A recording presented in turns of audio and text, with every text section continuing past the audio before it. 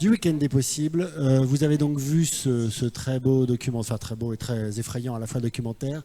Claire Nouvian, qui est donc porte-parole de l'ONG Bloom, doit nous rejoindre très bientôt. Je vous informe donc que nous allons avoir un petit dialogue, discuter un petit peu de l'actualité de Bloom, l'actualité riche de Claire Nouvian, parce que vous avez vu peut-être qu'elle a été interpellée par la police récemment, ben on en parlera. Alors le public a vu le documentaire sur les aires marines protégées, avec les guillemets, l'imposture française. Merci d'être avec nous, Claire. Vous êtes porte-parole de l'association Bloom, donc, qui se bat avec, je ne sais pas comment dire, férocité, mais dans le bon sens du terme, pour préserver les fonds marins, ce qui reste à préserver des fonds marins. Et je voulais, avant qu'on commence à parler de ce documentaire sur les fonds marins, rappeler votre actualité, parce que je vous ai vu sur BFM TV en parler il y a peu de temps. Vous avez été, alors le mot vaut ce qu'il vaut, mais vous avez été séquestré, c'est ça, par la police? Qu'est-ce qui s'est passé récemment là? Vous étiez à l'Assemblée Générale de... Bonjour à toutes et à tous. Oula, vous m'entendez bien là pour le coup. Oui, on était, je ne sais pas si vous avez suivi, mais en fait c'est difficile de suivre puisque les médias n'ont pas couvert, en gros. On en arrive là, de la République. Il y avait l'Assemblée Générale de Total Energy avec un enjeu de société majeur, hein, puisqu'il fallait savoir si les actionnaires allaient reconduire la possibilité de développer des énergies fossiles plutôt que de faire 100% d'énergie renouvelable. Et aujourd'hui, Total investit 70% dans les énergies fossiles et seulement le reste dans les énergies renouvelables, ce qui est totalement irresponsable puisque depuis 2021, l'Agence internationale de l'énergie a dit que tout projet fossile, depuis 2021, était contraire à l'accord de Paris et allait emmener en gros la société, le monde tel qu'on le connaît, vers sa perte, en tout cas vers sa destruction tel qu'on le connaît. Et Total Energy, depuis, n'a fait que reconduire son entêtement à développer des énergies fossiles plutôt que de prendre des responsabilités pour nous tous, en fait, pour la biosphère dans son ensemble. C'est pour ça qu'on parle de globocide. Donc nous, on a attaqué Total Energy et ses actionnaires en justice devant la justice pénale pour mise en danger de la vie d'autrui avec 8 victimes du changement climatique et 2 autres ONG, Alliance Santé Planétaire et Nuestro Futuro, une ONG mexicaine, mardi 21 mai. Et vendredi 24 mai, il y avait l'Assemblée Générale de Total Energy. Extinction Rébellion a organisé un sitting. Enfin, eux, ils sont allés bloquer dans le hall de Amundi, devant Amundi. Amundi est un des principaux actionnaires de Total Energy. Et ils avaient organisé la manifestation devant le siège d'Amundi. Donc ils sont rentrés au marteau. Oui, au marteau, très bien, bon. Donc ils ont cassé une fenêtre parce que sinon ils ne pouvaient pas rentrer. Ils ont tagué le hall. Et évidemment, personne n'a traité l'information, il n'y avait même pas de JT, ni TF1, ni rien du tout, alors que toute la journée, donc ils sont rentrés dans le hall, ils ont tagué, ensuite ils se sont fait sortir, et puis on est resté, on était 500 manifestants à peu près, à l'extérieur du hall donc du siège d'Amundi, à côté de la gare Montparnasse. Et moi j'étais avec mon équipe, on avait des banderoles, c'était très pacifique et plutôt joyeux, avec des petits ballons de toutes les couleurs, enfin vraiment assez bon enfant. Et je suis restée avec mon équipe, et puis je devais aller faire d'autres choses. Et au moment où on part, parce que pendant qu'on discutait et qu'on était là avec nos banderoles, un déploiement policier très impressionnant s'est organisé autour de nous. Et en fait, ils nous ont nassés. Donc, au moment où nasser, le verbe nasser, ça veut dire quoi, nasser? Nasser, comme une dans nasse, une nasse en pêche. C'est très maritime. Hein, ouais, c'est tout à fait maritime. C'est un filet qui est déployé autour des gens et ils resserrent au fur et à mesure la nasse. Donc ils font un pas et ils créent de l'oppression physique et ils privent de liberté de façon arbitraire. Donc au moment de partir, là, j'y vais, mais ils disent bah non, vous partez pas. Je dis bah comment ça, je pars pas? Et chaque personne évidemment a vécu la même chose. Donc ceux qui voulaient non pas rester dans le blocage, mais venir être avec les équipes et repartir, comme c'était mon cas. Et en fait, ils nous ont privés de liberté. Donc ils nous ont nassés jusqu'à donc de 11h15 à 20h15. Ah oui, 11h15 du matin, donc on est dans les 10 heures de... Ouais, sans laisser aucune possibilité de sortir, ce qui est illégal. Même quand on négociait et qu'on disait est-ce qu'on peut vous donner nos pièces d'identité pour partir, ils disaient non, ce qui est illégal. Faire des contrôles d'identité à la sortie d'une NAS est de toute façon illégal. Et ensuite, il y a des jeunes femmes, au bout de plusieurs heures, qui ont commencé à dire on a besoin de faire nos besoins, est-ce qu'on peut aller aux toilettes publiques? Là, ils ont refusé la possibilité d'aller aux toilettes. Une de mes collègues a dit mais écoutez, il y a cette jeune femme là, bon, vous voulez pas la laisser sortir? Les policiers ont dit non, donc elle a dit elle a dit à la jeune fille fais pipi par terre et puis je te couvre avec mon manteau quoi, pour que personne te voie. Et là, les policiers ont dit si elle s'exécute, si elle urine par terre, on va la verbaliser pour exhibitionnisme. Donc voilà comment ça se passe, la police en France aujourd'hui. Et donc on a été obligé d'organiser une espèce de bâche. Donc les militants de toutes les ONG, il y avait au moins 60 ONG qui étaient présentes. On a organisé une bâche pour qu'au moins les femmes puissent faire pipi et qu'il y ait une face qui soit cachée. Mais du coup, il fallait montrer son derrière à tous les militants qui étaient à l'arrière. Donc, ce qui est une privation de dignité, une torture physique, morale, c'est absolument inacceptable. Donc, moi, j'ai réussi à être exfiltrée par Sandrine Rousseau, qui est arrivée, qui m'a fait sortir, parce que les flics, d'un autre côté, d'autres élus avaient essayé de me sortir, parce que j'avais un impératif personnel, il fallait absolument que je parte. Et puis, en fait, quand j'ai vu comment ça s'est passé, le problème, c'est qu'assez rapidement, on n'a plus de batterie sur nos téléphones. Oui. Donc, on n'arrive plus non plus à appeler les avocats parce qu'on n'a plus de batterie. Donc Sandrine Rousseau, on est passé à travers la NAS. Ils ont dû croire qu'à un autre côté du rassemblement, ils ont dû penser que j'étais une de ses collaboratrices. Ils m'ont pas arrêté, on a foncé. Et du coup, j'ai pu recharger mon téléphone. On a appelé la défenseur des droits. On a tout de suite saisi la défenseur des droits. Et une fois que j'avais rechargé mon téléphone, fait tout ça, je suis revenue à l'extérieur de la NAS parce qu'ils ne nous laissaient pas approcher des militants. Donc moi, mon équipe était à l'intérieur. Et donc là, on a juste, je leur ai hurlé le message que j'avais leur dire parce qu'ils n'avaient plus de batterie de téléphone. Mais je leur ai dit, voilà, ce qu'ils sont en train de faire est illégal. On a vérifié. On a saisi la défenseur des droits. Donc tous les militants se sont mis à scander illégal, illégal, etc. Et là, en effet, il y a un type qui est allé voir son chef et qui est revenu. Et au bout de 5 minutes, du coup, ils ont ouvert la NAS. Parce qu'ils n'étaient pas au courant que c'était illégal. Ouais, c'est ça. Il aurait fallu qu'ils aient un avocat aussi, la police, peut-être. C'est ça. Non, on est dans un état. Et puis, vous avez vu ce qui s'est passé au soulèvement de la Terre hier. Du coup, c'est pas du tout par hasard. Enfin, c'est une longue histoire, mais hier, déjà vendredi, ce qui s'est passé, c'est que par exemple, nous, on était avec un de nos plaignants, donc le plus jeune plaignant dans notre dossier, dans notre plainte pénale.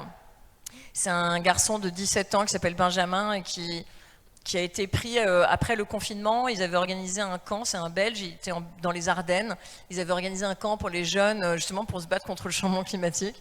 Et il y a eu les inondations, je ne sais pas si vous vous souvenez, en 2021, les inondations hallucinantes du nord de l'Europe. Et eux, ils se sont retrouvés coincés dans un champ, l'eau est arrivée, mais c'est monté très rapidement.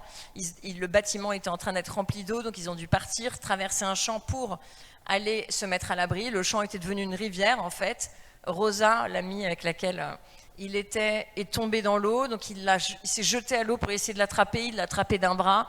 Il y a des vagues de boue qui sont arrivées, qui ont emporté Rosa, qui est morte et qu'on a retrouvée 7 km plus bas. Donc lui, à 15 ans, il va dans un camp pour changer le monde et le changement climatique. Donc cet événement a été attribué par la science de l'attribution, scientifiquement, au changement climatique. Et ce garçon, à 15 ans, perd une amie dans cet événement violent qui nous attend, voilà, ces événements qui vont nous attendre tous. Donc on n'a que des plaignants qui ont vécu des choses absolument atroces. Ce garçon a aujourd'hui 17 ans. Il était avec nous, il voulait justement parler aux actionnaires de Total Energy, donc il était là en train de délivrer son message. Bon, il n'y avait pas les actionnaires, mais aux médias pour que ce soit, ça leur soit délivré. Et en fait, les flics ont procédé à des arrestations complètement arbitraires.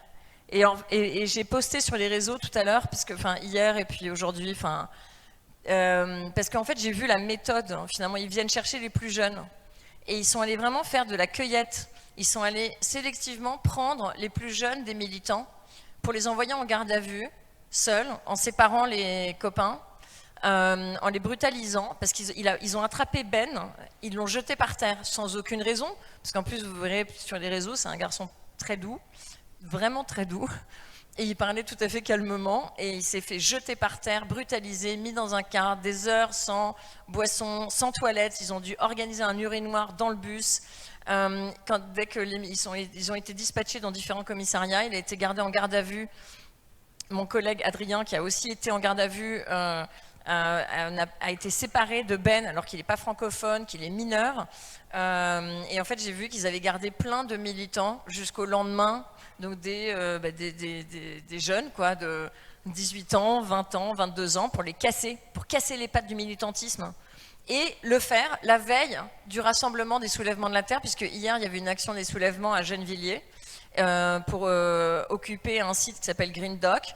Et en fait, le déploiement policier était tel et les militants ont tellement été bouleversés de voir le traitement qui nous a été réservé vendredi, parce qu'évidemment, ils allaient aussi prendre les plus jeunes qui étaient enchaînés les uns aux autres, vous savez, avec la technique des bras. Ils leur tiraient dessus, mettaient des coups de poing, ils traînaient par les cheveux. Enfin, le truc est d'une violence hallucinante, donc j'ai posté des vidéos. Voilà, c'est fou en fait. Depuis Sainte-Soline, tout ça. Parce que là, on est dans une succession de faits. Qu'est-ce que ça dit de l'époque? Qu'est-ce que ça dit des autorités actuelles? Est-ce qu'on est face à un déferlement de brutalité parce que ils voient que les mouvements sont en train de monter partout? Est-ce que c'est une volonté d'avoir l'air de faire preuve d'autorité parce qu'on sait qu'il y a une montée en puissance des populismes partout en France? Est-ce que vous arrivez à avoir une lecture politique de ça? Je pense que c'est qu'une lecture politique à avoir.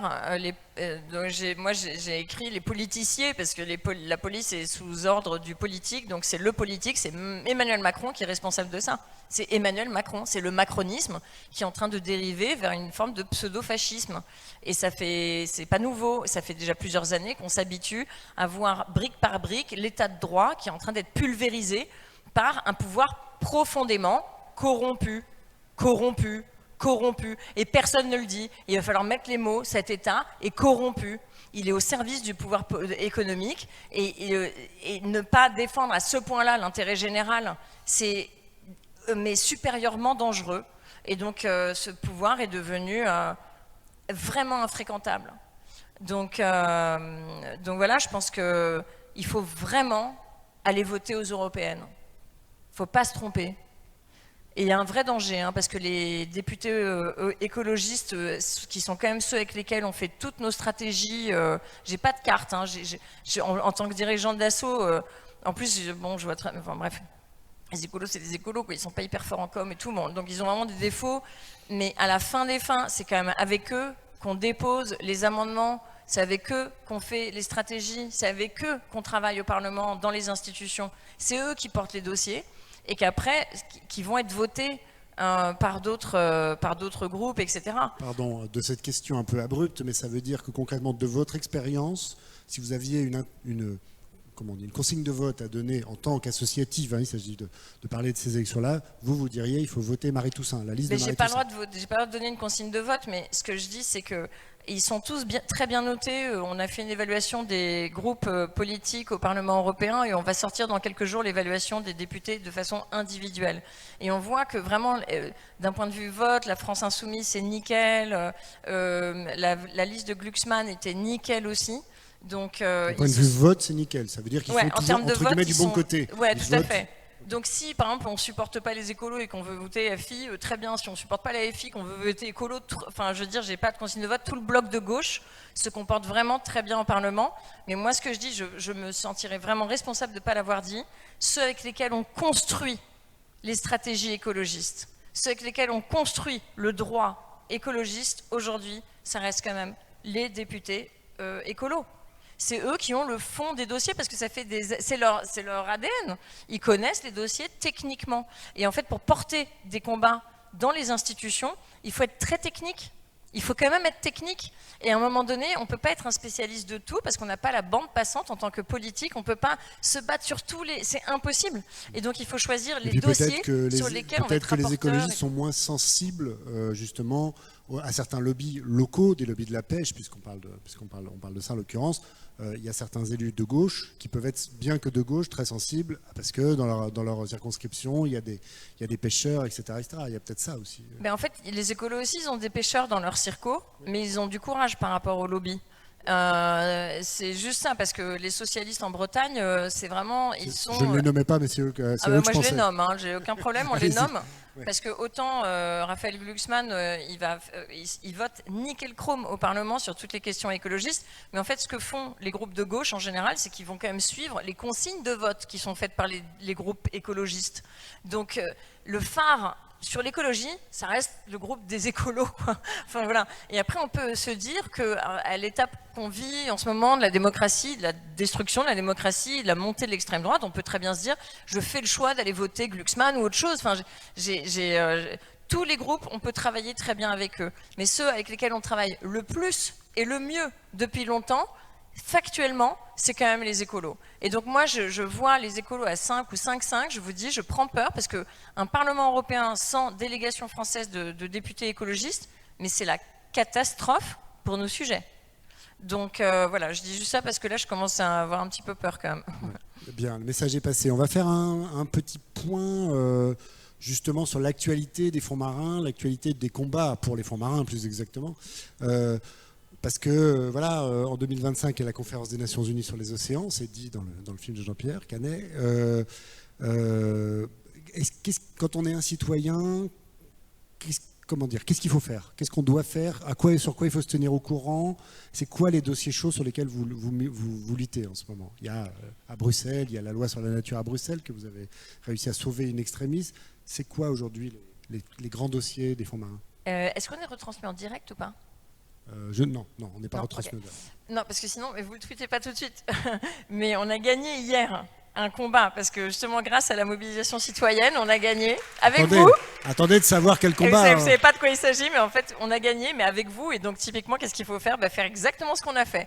Le plus grand chalutier du monde, qui s'appelle Annelies Ilena, qui allait être autorisé à être exploité par la compagnie des pêches de Saint-Malo pour faire du surimi. C'est un énorme navire. Vous vous rendez compte, le plus grand chalutier du monde, 145 mètres, la moitié de la Tour Eiffel.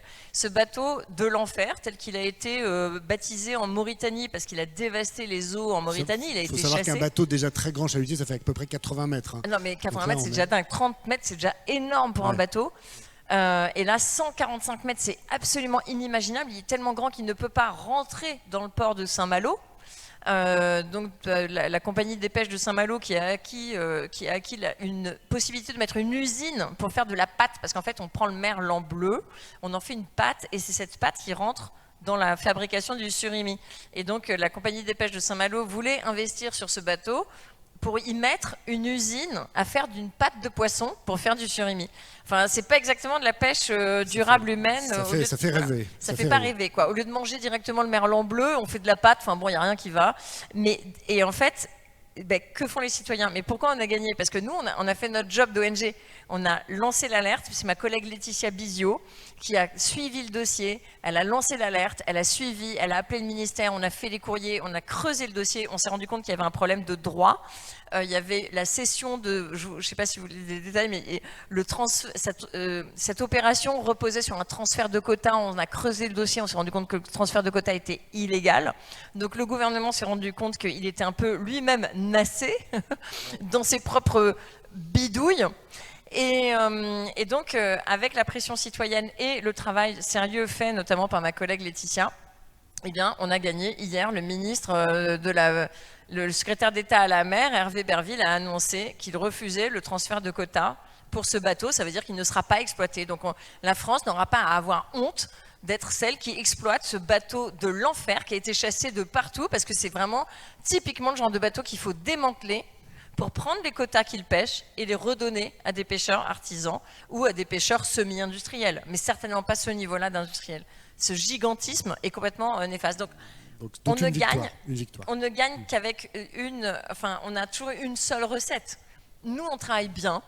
Vraiment, je suis hyper fière. J'ai une équipe extraordinaire de chercheurs, d'ingénieurs ultra pointus, vraiment motivés, précis, rigoureux, qui font des enquêtes que, pour le coup, aucun média ne peut se permettre de faire, parce que vous êtes contraints. Je vois, par exemple, France Info, en 6 semaines, un journaliste doit avoir entamé et terminé son enquête, elle doit être en boîte pour diffusion. Et 6 semaines, c'est pas mal. Hein. 6 semaines, c'est déjà pas mal. C'est déjà pas mal. Il y a aussi quelques journalistes au Monde, par exemple, qui vont avoir une possibilité de faire des enquêtes au long cours. Mais c'est très rare dans le journalisme. Et nous, on fait des enquêtes parfois pendant 2 ans. Là, on a une enquête incroyable qui va sortir début juillet. Ça fait vraiment très longtemps qu'on travaille sur ce sujet. Le sujet qu'on a là apporté devant la justice pénale, la plainte qu'on a faite contre Total et ses actionnaires, c'est 2 ans de financement propre, c'est-à-dire s'il y a des donateurs de Bloom dans la salle, c'est votre plainte, quoi. C'est vous. C'est vraiment grâce au financement citoyen et les petites rivières font les grands fleuves qu'on a réussi à autofinancer cette campagne.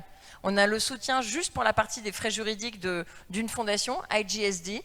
Tout le reste, on a été en autofinancement, donc en financement citoyen. Donc voilà ce que font les citoyens. Ceux qui nous soutiennent, ils nous donnent les moyens d'être totalement autonomes, de faire ce qui nous semble cohérent, stratégique et de ne pas avoir demandé l'autorisation à je ne sais qui. Et d'autre part, c'est d'amplifier ce que nous, on pose dans l'espace public. Quand on met des interpellations, interpeller Christophe Béchu pour le bateau, là, le fameux chalutier pélagique, il y a des milliers de gens qui interpellent le ministre. Et du coup, un sujet qui était enterré et le ministère ou le gouvernement pourrait le mettre à l'arrière de la pile des priorités, on le fait émerger et c'est notre persévérance. Parce que le faire émerger une fois, ça ne marcherait pas. Ce qu'il faut, c'est ce côté, mais aller chignoler jusqu'à ce qu'il craque. Et donc voilà, c'est ce qu'on arrive à faire nous, parce que c'est notre tempérament de chien. Vous chignolez beaucoup, vous chignolez beaucoup. Et on adore tous les citoyens enragés avec nous qui disent on ne va pas lâcher, on recommence, on réinterpelle, et ça finit par marcher. Parfois, pas toujours, hein, parce qu'on est quand même, on va parler des aires marines protégées. Alors attendez, j'ai aussi un autre truc à vous dire. Les aires marines protégées, comme le documentaire a été passé, je pense que les gens du public sont au courant. Ouais, alors voyez, parce qu'en fait, voyez le truc, c'est que ma collègue Laetitia, qui est partie à Saint-Malo de nouveau vendredi, parce que là, ce vendredi, il y avait une réunion publique de Hervé Berville, secrétaire d'État à la mer, celui qui n'a pas répondu. Le héros de votre documentaire, le grand héros du documentaire. Exactement. Et il faisait une réunion publique Renaissance pour les élections européennes. Et ma collègue Laetitia voulait lui poser une question, donc, puisque justement elle lâche jamais le morceau et c'est ça qui est génial. Et donc elle s'était inscrite à la réunion misérable. Hein. Il y avait 6 personnes, c'était la misère, je vous le dis tout de suite, ça donne du baume au cœur quand même. Hein. C'est dommage de penser que les voix elles vont en partie alimenter l'extrême droite, mais bon en tout cas là, vraiment le parti d'Emmanuel Macron il est en chute libre, hein. C'est un fracas, tant mieux. Donc ils vont dans cet espace là de réunion, donc ma collègue prend le train pour aller à Saint-Malo rejoindre Hervé Berville et poser sa question, est-ce que vous allez oui ou non interdire cette opération du plus grand chalutier? Et elle tombe sur, en fait, dans le TER, elle tombe nez à nez avec Hervé Berville. Ah, comme ça tombe bien. Et donc elle est allée discuter avec lui et là il nous a dit un truc de dingue. Il lui a dit, je n'ai jamais dit que j'étais contre l'interdiction du chalutage de fond dans les aires marines protégées. Et donc il a jamais dit, il a double négation, il a jamais dit qu'il était contre. Il n'a jamais dit, alors qu'il a dit qu'il était contre. Ah oui, oui c'est ça. Au Sénat, le 8 mars 2023, vous avez vu la vidéo. Je suis contre l'interdiction des engins de fond, totalement, clairement et fermement. Voilà, c'était totalement, clairement, fermement. Et là, il lui a dit, je n'ai jamais dit que j'étais contre l'interdiction du chalutage de fond dans les aires marines protégées. Donc là, j'ai dit à Laetitia, c'est vraiment, ça commence à flairer la victoire, les amis. Il va falloir rester groupés. Là, on va se nasser entre nous, mais on aura le droit d'aller aux toilettes. Et on ne va pas leur lâcher la pression, parce que je sens que là, on va le gagner. Quand il commence à poser ces éléments de langage, qui est quand même un politique particulièrement politique, hein, quand il commence à mettre ce genre d'éléments de langage, je peux vous dire, c'est bon, c'est qu'on va gagner. C'est bon signe. Ouais. Alors, on n'a pas encore gagné, hein, donc ne lâchez pas la pression. Hein. Tweetez, maintenant vous avez C'est comme le changement climatique, hein. On pourrait y arriver si on le faisait, mais là on le fait pas, hein. Voilà. Donc pour l'instant tout va mal. Donc on va partir du principe qu'ils vont pas le faire, donc on va rester très mobilisés, mais quand même, quand on sait lire le langage politique, on se dit il commence à prendre ses distances avec ses propres éléments de langage. C'est très très bonne nouvelle. C'est bon signe. Il y a la loi sur la restauration de la nature à Bruxelles, on l'a dit, avec objectif contraignant. Alors cette loi n'est pas passée, mais c'est évidemment une bataille politique, quoi, au sens large du terme, avec cette idée de restaurer 20% des espaces naturels à 2030 et restaurer l'intégralité des espaces naturels en 2050. Ça, c'est la loi telle qu'elle pourrait être, avec des objectifs contraignants, hein, donc une obligation de résultat. Elle en est où cette loi aujourd'hui ? Elle est bloquée elle a été enterrée 227 fois, vous l'avez sortie 228 fois. Ouais, en fait, ça a été... Moi, j'ai jamais vu une campagne pareille au Parlement européen, c'est horrible. Un jour, je pourrais dire tout ce qui s'est passé, parce que là, je peux pas. Il y a trop de gens qui sont concernés, c'est un peu comme les archives de l'histoire, vous voyez, il faut attendre que ça refroidisse. Ça foutrait un sacré bazar si je dis tout ce qui s'est passé, mais bon. Ça a été horrible, j'ai jamais vu ça. Mais on a fini par, disons, sauvegarder quelques amendements importants dans cette loi et en mettant de nouveau, grâce aux citoyens, parce que sans le bazar que vous avez mis sur les réseaux, la loi, elle était enterrée au moment du vote du Parlement européen. Et ça a été voté, mais alors in extremis, à 30 voix près. Hein. Donc je vais vous dire que c'est les Français qui ont fait le job, c'est les gens sur les réseaux en France qui ont mis une telle pression à la Macronie que la Macronie a changé ses consignes de vote et a réussi à mettre en fait, une pression sur les autres membres du groupe Renaissance, c'est-à-dire Renew au Parlement européen, pour gagner la loi. Mais ensuite, la loi, elle doit repasser, c'est normalement une formalité, elle doit repasser au Conseil, c'est-à-dire les États membres, pour après le vote du Parlement, pour valider les amendements qui ont été votés au Parlement. Et c'était d'autant plus une formalité dans ce cas de figure, parce qu'en général, dans une démocratie qui fonctionnerait normalement, on a une proposition législative, le texte de loi initial, il arrive de la Commission européenne. Il part d'un côté au Conseil, c'est-à-dire États membres, et de l'autre côté au Parlement, c'est-à-dire les élus du peuple. Et chaque institution, donc le Conseil et le Parlement, développent leur propre position. Et donc ils peuvent avoir des amendements qui ne sont pas du tout les mêmes. Là, le Conseil a fait sa version de la loi pour la restauration de la nature avant le Parlement. Et dans la version du Conseil, c'était vraiment la bérésina. On perdait tous les bons amendements pour les objectifs de restaurer les écosystèmes, sachant que les climatologues du GIEC nous disent que pour sauver le climat, il faut arrêter d'émettre du CO2 et 2, restaurer les écosystèmes. Voilà, donc c'est vraiment les leviers les plus importants aujourd'hui pour réussir à faire ce qu'on doit faire tous ensemble. Eh bien, le Conseil a voté quelque chose de très, très, très dégradé, qui a vraiment vidé de sa substance une grande partie de la loi. Et le Parlement, après des épisodes totalement, mais hystériques, il n'a jamais vu ça au Parlement, enfin, c'est une longue histoire, mais bref, finit par, finalement, prendre la version du Conseil. Et donc, il y a un amendement qui est déposé par le groupe Renaissance, de faire un copier-coller de la position du Conseil. Donc ce que vote le Parlement, truc de dingue, c'est ce qu'a voté le Conseil. Déjà, gros problème démocratique. À quoi sert une assemblée d'élus si elle fait un copier-coller des textes des États membres? Et c'est quand même voté, donc in extremis grâce à la pression citoyenne, et ça repasse du coup devant le Conseil. Alors vous comprenez donc que dans le cas de figure très particulier, parce que ça ne s'est jamais produit, où en fait le Parlement a fait un copier-coller du texte du Conseil, quand ça repasse devant le Conseil, c'est encore plus une promenade de santé, normalement. Le Conseil dit « Ok, on valide » et puis vogue la galère, c'est-à-dire ça passe après sur les services juridiques et c'est publié au journal officiel de l'Union. Et là, le Conseil a bloqué. Et oui, le truc qui est pareil, ils ont fait ça sur là récemment, ils l'ont fait sur 2 textes. Et nous, on n'avait jamais vu ça, où ils ont bloqué. Donc, in extremis, les lobbies sont revenus à la charge sur la loi devoir de vigilance et sur la loi de la restauration de la nature. Parce que dans les 2 cas, les entreprises doivent faire partie de l'effort. Puisque quand on dit qu'on doit restaurer des écosystèmes, ça veut dire qu'il va falloir réellement le faire. Parce que là, il commence à y avoir évidemment un cadre juridique qui devient contraignant. Et donc, sur la loi devoir de vigilance, vous savez, l'invention française, quoi, notre loi qui a été inventée en France, qui a été votée en France, adoptée en France en 2017, qui a été transposée au niveau européen.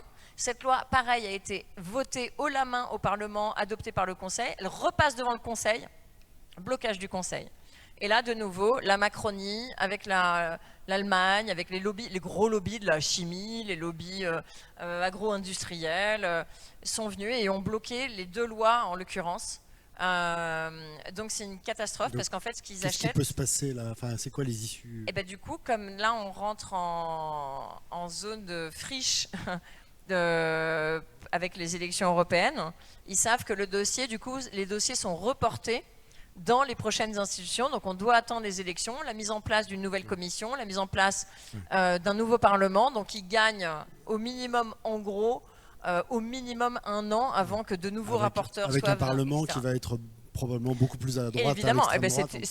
Après, moi, si j'avais été le diable comme eux, j'aurais conseillé de faire exactement ce qu'ils ont fait. Ouais. J'aurais dit, si vous voulez tuer la loi devoir de vigilance et la loi sur la restauration de la nature, attendez simplement le changement de composition du Parlement, parce que vous avez vu que l'extrême droite est donnée à 1/3 du Parlement minimum, l'extrême droite.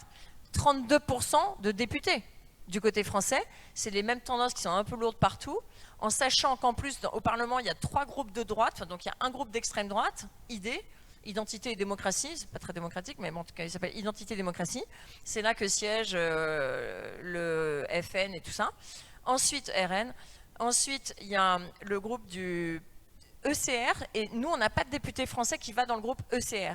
Mais le groupe ECR, qui était de la droite, qui se dit réformatrice, conservatrice, mais en fait, elle est devenue d'extrême droite. Par exemple, les députés Orban de Hongrie, ils vont siéger maintenant dans ECR. Donc ECR est devenu un groupe d'extrême droite. Donc quand on met ID plus ECR et qu'on voit que le PPE, c'est-à-dire les Républicains, ont des lignes, je ne sais pas si vous arrivez maintenant à différencier une ligne idéologique c'est nuancé, républicain c'est léger, RN, moi je n'arrive plus à voir la différence d'éléments de langage. Sur les questions environnementales, alors là pour le coup. Alors environnement, tout, enfin on a vu, on les a notés, ils sont, quand l'extrême droite va être à 2,5, ils vont être à 3 sur 20 sur nos notes, quoi. Enfin c'est une catastrophe d'un point de vue, enfin à tout point de vue, je crois que j'ai pas besoin de vous convaincre si vous êtes là, mais donc c'est une catastrophe. Et dans cette formation-là, c'est-à-dire que non seulement la droite et l'extrême droite deviennent majoritaires, mais les libéraux, donc les libéraux de droite, le macronisme en gros, et son équivalent au niveau européen, disparaît quasiment. Donc avant on avait un groupe, donc ce groupe macroniste, on va dire au centre du Parlement, qui était un groupe qui permettait de faire des bascules parce que la droite et l'extrême droite n'avaient pas la majorité absolue. Donc on pouvait quand même, en leur mettant la pression, comme nous on était citoyens, on leur mettait la pression, ils pouvaient faire des bascules sur certains votes. Là on n'a plus ça. Dans les projections on perd. Donc c'est une franche majorité pour la droite et l'extrême droite. C'est quand même, là on rentre en grosse zone de turbulence démocratique. Hein. Ouais. Bon. Alors allez voter, hein. on va là. Ah ouais, non mais les abstentionnistes, moi je peux pas quoi. Non, ça c'est plus possible. Au niveau européen, on voit vraiment à quel point la politique existe, se fait, se défait, se refait. C'est vrai que c'est ce qu'on voit dans votre action notamment, c'est que la politique elle se fait là. Peut-être une ou deux questions du public pour Claire Nouvian, si vous avez des questions. On n'a plus beaucoup de temps malheureusement, il faut qu'on cède la place pour ceux qui vont nous suivre. Est-ce que vous avez une envie d'une jeune femme ici? Bonjour, merci beaucoup pour votre intervention. Moi j'avais une question plutôt sur l'aspect pêche et consommation de poissons. Comment sensibiliser plus les personnes à l'aspect écologique très néfaste de la consommation de poissons? Notamment les poissons pêchés industriellement, etc. Parce que moi, ce que je constate, c'est qu'il y a vraiment une plus grande conscience sur la consommation de viande, mais qu'il n'y a pas du tout ce même aspect sur le poisson. En tout cas, pour les Parisiens ou les personnes qui sont loin des côtes, il y a un peu ce détachement avec le poisson. Alors qu'avec la viande, on peut être plus sensible. Ah mais oui, les vaches, on n'a pas envie de les tuer. Alors que le poisson, c'est pas grave. Voilà. Ouais, c'est très compliqué. C'est une bonne question. Nous, on pense qu'on n'a pas trop le temps de compter sur la transformation profonde de la consommation à long terme pour entraîner les transformations dont on a besoin dans l'industrie. Donc on s'adresse plutôt aux industriels de la grande distribution et aux politiques pour essayer de faire ce qu'il faut pour arrêter de dévaster l'océan, parce que la première cause de destruction de l'océan aujourd'hui, ça reste la pêche industrielle, qui prend trop de poissons et les prend de façon trop destructrice. Donc avec des méthodes de pêche qui sont inacceptables, comme le chalutage de fond, qui est non seulement une catastrophe écologique, mais aussi vraiment purement climatique. Donc notre urgence, c'est de faire des bascules vraiment dans l'opinion publique sur les désastres écologiques assez larges, plutôt que d'essayer de vraiment transformer la consommation, ça demande des campagnes très ciblées. Des mentalités, quoi. On pourrait presque dire des des mentalités. C'est très important. Vous avez raison, il y a une tolérance, on va dire, vis-à-vis des... Parce que c'est vrai que on se sent peut-être moins proche des poissons, qui sont des animaux à sang froid, etc., que des mammifères qu'on voit dans les abattoirs, peut-être tout simplement. Oui, on n'est pas très proche de... Oui, globalement, déjà, les humains avec les animaux, c'est quand même pas la folie, hein, notre rapport empathique, on peut pas dire. Ouais. On tue quand même des centaines de milliards d'animaux pour nourrir des humains. Enfin, c'est complètement dingue.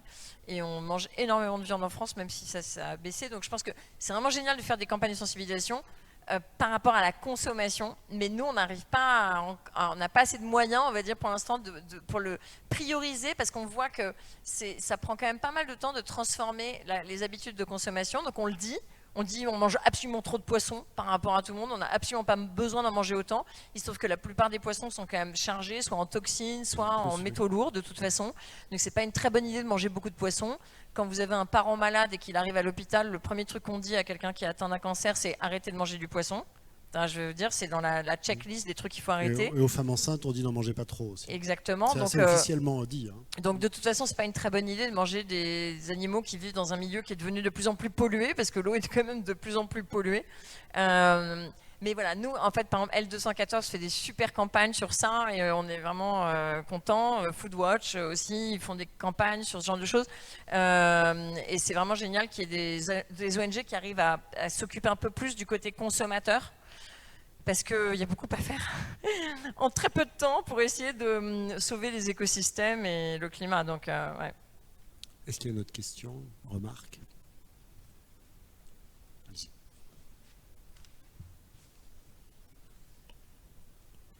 Oui, moi j'aimerais bien faire un petit coucou à Hervé Berville et à Olivier Lenézé. Est-ce qu'on peut utiliser Internet? Est-ce que Bloom peut utiliser Internet pour donner pour ces messieurs leur adresse privée et surtout le code d'accès pour pénétrer dans leur résidence? Alors évidemment, probablement, ils changeraient de résidence, mais avec Internet, on peut très vite donner leur nouvelle adresse et encore leur nouvelle adresse et encore leur nouvelle adresse pour faciliter nos actions, par exemple, pour parler avec un langage gentil, des entartages.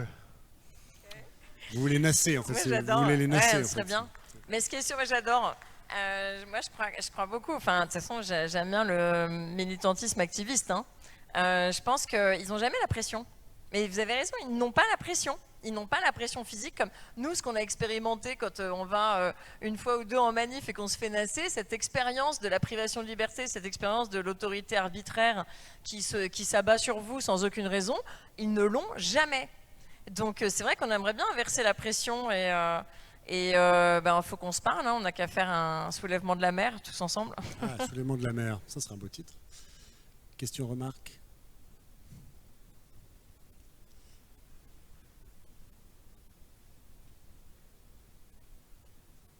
Ce sera la dernière question, remarque. Mais après, vous savez, monsieur, excusez-moi,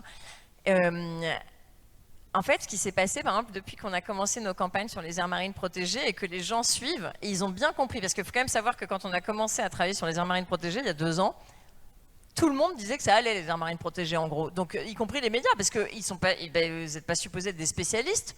Donc, quand le gouvernement disait « on a fait 30% de protection », les journalistes écrivaient « on protège 30%», puisqu'en plus, il faudrait pas à chaque fois se défier de la parole publique. Donc nous, on a fait nos campagnes, on a montré qu'il y avait il y avait des quantifications très précises, y compris au CNRS, qu'on a utilisé, qu'on a mis dans l'espace public, on a fait campagne, etc. Et ce qui se passe maintenant, c'est que quand Hervé Berville prend la parole sur les réseaux sociaux, sur n'importe quel sujet, il y a des citoyens qui lui disent en dessous « et la non-protection des fonds, ça se passe bien, et vos mensonges sur machin ». Et en fait, c'est ça la puissance citoyenne. C'est qu'en fait, on peut tous être des vigies permanentes des mensonges politiques, et ça finit par leur coûter. Et vous voyez ce que vous disiez sur Olivier Lenezet, lui, il n'a pas ça. Hervé Berville, en tant que politique, il l'a parce que je suis sûre qu'il y a des gens dans la salle qui participent à ce truc d'aller les marquer à la culotte. Mais ça marche trop bien dès qu'ils prennent la parole sur son LinkedIn, son Facebook, Instagram, il s'en prend plein la tête. Du coup, Hervé Berville, il a désactivé toutes les possibilités de le taguer, c'est hyper drôle quand même. Donc en fait, on passe par d'autres trucs, on dit, donc parfois les citoyens ils disent « Hé, Christophe Béchu, votre secrétaire d'État, il a désactivé les notifications » parce qu'en plus les gens sont hyper drôles et créatifs quand même. Moi je me marre trop à lire vos commentaires, je n'ai pas le temps de répondre, mais qu'est-ce qu'on se marre. Et donc les gens sont créatifs, donc en fait ils sont eux-mêmes nassés. Et donc en effet, Olivier Lenezet, il arrive toujours à être discret dans ses réseaux d'influence, mais il faudrait commencer un peu à les marquer à la culotte et donc à chaque fois le taguer, par exemple, sur les réseaux et tout. Ce serait tellement drôle parce que ça marche, hein. Ça marche. C'est pour ça qu'ils finissent par craquer parce que avoir tout le temps une étiquette de mauvaise réputation qui vous colle à la peau, c'est vraiment le sparadrap du capitaine Haddock, quoi. Ça finit par faire mauvais effet. Donc ouais, faut y aller là. Merci. Ma question va être moins drôle, je suis désolé. C'est une question technique. Moi, je suis animateur de la fresque du climat. Et par rapport au fait que du coup la pêche industrielle soit le premier destructeur du coup de l'océan, c'est ça. Comment on sait que c'est ça et que c'est pas par exemple le ralentissement de la circulation thermohaline parce que j'aimerais bien être capable de l'expliquer. Oui, bien sûr, pas de problème. Alors, l'IPBES a fait une quantification de la première cause de destruction historique de l'océan. Il a listé en fait dans toutes les causes de destruction d'habitat, destruction de biomasse. Et évidemment, après, il y a d'autres facteurs qui vont rentrer en l'augmentation du CO2, qui va se transformer, vous connaissez ça par cœur, en gaz carbonique, qui va évidemment changer le pH de l'océan et donc déstructurer l'ensemble de la chaîne alimentaire à partir du phyto et du zooplancton, toutes les algues calcaires, etc. Jusqu'à évidemment au principe de réchauffement des eaux. Mais aujourd'hui, ce qui est sûr, c'est que historiquement, la pêche a été la première cause de destruction de l'océan.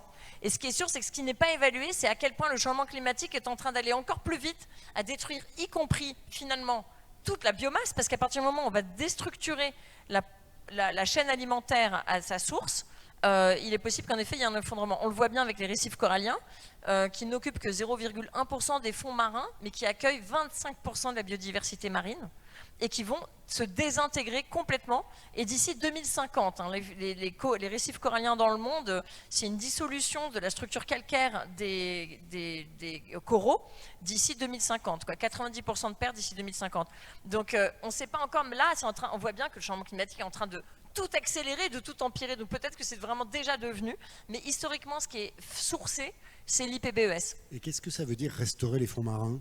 Parce que ça veut dire foutre la paix aux fonds marins ? Alors, c'est ça qui est magique dans la nature quand même, c'est que quand vous arrêtez de passer des machines destructrices, ça aide déjà. Vous n'avez qu'à voir l'état de votre jardin quand vous avez 6 mois d'absence, ça a repoussé. Voilà.